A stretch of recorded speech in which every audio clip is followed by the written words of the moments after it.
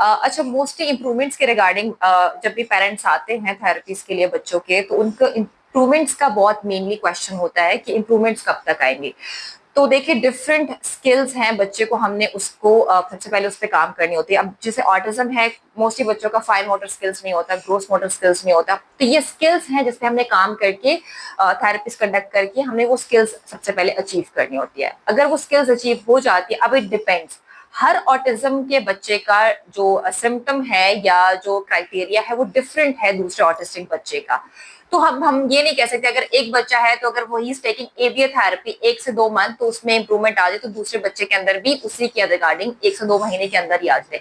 नहीं, हर बच्चे का जो अचीव करने का क्राइटेरिया है या जो मेथड है वो डिफरेंट है। एक क्राइटेरिया के साथ हम नहीं चल सकते हैं, ठीक है। तो अगर हम इम्प्रूवमेंट की बात करते हैं, तो अगर इम्प्रूवमेंट है तो देखिए मिनिमम 3 to 4 months या maximum 1 to 2 years it take to like cause improvements in the kids, like regarding autism या इस तरह के कोई भी जो भी डिसऑर्डर के साथ बच्चा हमारे पास आ रहा है, नॉट स्पेसिफिकली ऑटिज्म, लेकिन जो भी क्राइटेरिया के साथ बच्चा अगर डिसऑर्डर में आ रहा है तो उसमें इंप्रूवमेंट टेक टाइम, ठीक है।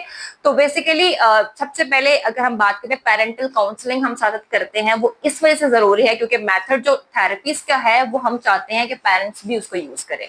पेरेंट्स मेथड डीलिंग का बच्चे का जो है ना वो हम चेंज करते हैं, बिकॉज वो सबसे मेन चीज है। बच्चा हमारे पास आता है, take 1 to 2 hours of therapies, बाकी 22 से 23 घंटा बच्चा घर के अंदर है। तो पेरेंटल काउंसलिंग जो है ना इंप्रूवमेंट में बहुत अच्छा एक फैक्टर है, जो कि हम उसको अक्सर यूज करते हैं कि पेरेंटल काउंसलिंग जो है ना हमने यूज करवानी है बच्चों के साथ साथ ट्रीटमेंट के, ठीक है। तो basically these are the main important like things which are like cause, जो कि हम इम्प्रूवमेंट्स में कहते हैं कि बच्चों के लिए यूज होती हैं।